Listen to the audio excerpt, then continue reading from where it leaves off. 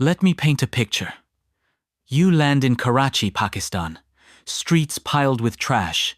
Then you stroll through Amsterdam, sidewalks gleaming, canals clear. You can't help but ask, isn't Islam a religion of cleanliness? So why do many Muslim-majority countries struggle with public hygiene, while much of Europe sparkles? Now, you might be thinking, it must be something about the religion itself. But hold on, because that assumption crumbles under the weight of history. See? We love to connect outcomes directly to beliefs. But is that fair, or even accurate? Let's challenge our own biases before drawing conclusions. The real issue isn't about faith versus faithlessness. Let's dig into the layers and see what history actually says. Rhetorical question for you. If Islam was the root of filth, wouldn't Muslim civilizations always have been dirty? Yet, that's not what the archives reveal. It's time to flip the script and look beyond surface-level explanations.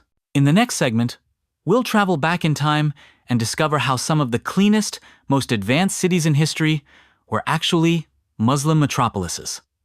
Ready to have your preconceptions shattered? Let's dive in. So, let's keep asking. Is the dirt we see today really about doctrine? Or is something deeper at play?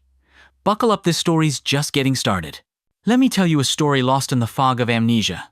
Picture Istanbul during the Ottoman Empire.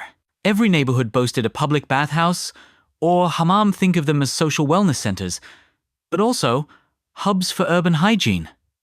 Funding? Not from taxes, but from vakıf's endowments set up specifically for civic cleanliness. Add to that water, aqueducts, intricate fountains, and even early sewer systems. Meanwhile, in Córdoba, the jewel of Al-Andalus streets, believe it or not, were illuminated at night. Travelers from medieval Europe came, jaws on the floor. In their own cities, refuse was hurled straight into the streets. London and Paris, they stank so badly that you could smell them before you saw them. These are documented facts. Archaeological reports even note the cholera and plague outbreaks rampant in Western Europe, but curbed in Islamic cities thanks to proactive waste management. Now, you might ask, was this just due to religious piety? Yes and no. Islamic jurisprudence, with its emphasis on tahara, ritual purity, inspired attitudes, but without civic infrastructure, like street sweepers and enforcement rules, stay theoretical. Remember, city culture isn't just about ideology, it's about how beliefs are transformed into daily routines. When institutional systems exist, they scale up private values into public norms. And in this era, Muslim cities led the world in urban hygiene. So, why did these systems falter? What happened to these models? Next, we'll track the turning point that flipped this script on its head. Here's where the plot thickens. If Muslim cities were once paragons of public cleanliness, how did things flip? Enter the era of colonization, a historic rupture. European empires dismantled the vakıf system, which had been the financial engine of urban services. Local municipalities lost authority, and the sense of communal ownership evaporated. Suddenly, the link between ruler and ruled, what social scientists call social contract, snapped. Public goods, like clean streets, became nobody's business. Sociologists call this the tragedy of the commons. When responsibility is diffuse, neglect creeps in. The psychological term here is civic disengagement, when people no longer believe the city is theirs to care for. Meanwhile, in Europe, an entirely different model was taking root. The Industrial Revolution brought with it new laws. Urban sanitation became a matter of legal obligation, not moral persuasion. Municipal codes were enforced. Disobey? You paid a fine. Over time, this legal habit formed a culture of public hygiene. Now you might be thinking, but isn't religious motivation enough? Here's the conflict. If virtue is voluntary, some will always opt out. But if cleanliness is codified into law, everyone must comply regardless of personal piety. Resolution? Once religiously inspired systems lost their means of enforcement and funding, cultural habits atrophied. In Europe, the opposite happened. What started as external enforcement became internalized as public culture. The tables had turned. Let's cut to the core. Islam, as a doctrine, places cleanliness next to godliness. It's there in scripture, ritual washing, rules of purity, even guidelines for public spaces. But without an enforcement mechanism, ideals float, untethered. Here's a technical term: norm internalization, when repeated legal reinforcement turns rules into habits. Contrast this with the European model, where sanitation shifted from being a matter of conscience to a matter of compliance. Think about it.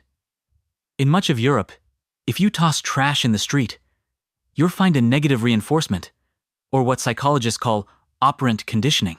Over generations, this builds muscle memory at the societal level.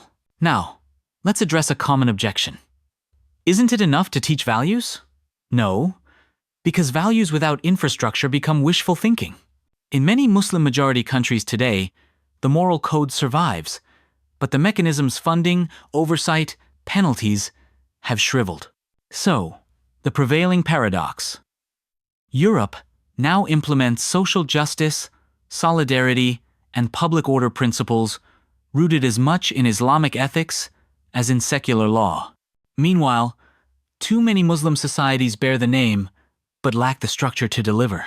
This is system failure, not spiritual failure. Ask yourself, would you rather depend on sermons or on a working waste collection network? That's not cynicism. It's the reality of how societies sustain public good. Let's return to our original question. Is Europe clean because it's Christian? Are Muslim countries dirty because of Islam?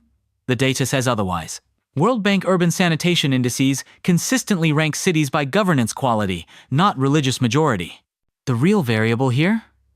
Institutional robustness, a technical term for how well public agencies deliver services regardless of ideology. You might wonder, so where do we go from here? If systems can collapse, they can be rebuilt. There are already glimmers. Cities like Kuala Lumpur and Dubai demonstrate that, with the right civic structure and accountability, remarkable cleanliness is possible in Muslim-majority contexts. So, here's my challenge to you. Next time you see a littered street, don't ask, what's wrong with these people? Ask, what's missing in the system? Because order isn't a divine gift, it's a human achievement, built and maintained through institutions. Let's wrap with a shareable quote. Morality can be taught, but without order, morality will wilt. If we want lasting change, we need both values and viable systems. Thanks for joining me on this deep dive. Remember, cleanliness isn't a matter of faith, it's a matter of function. Until next time, keep thinking, keep questioning,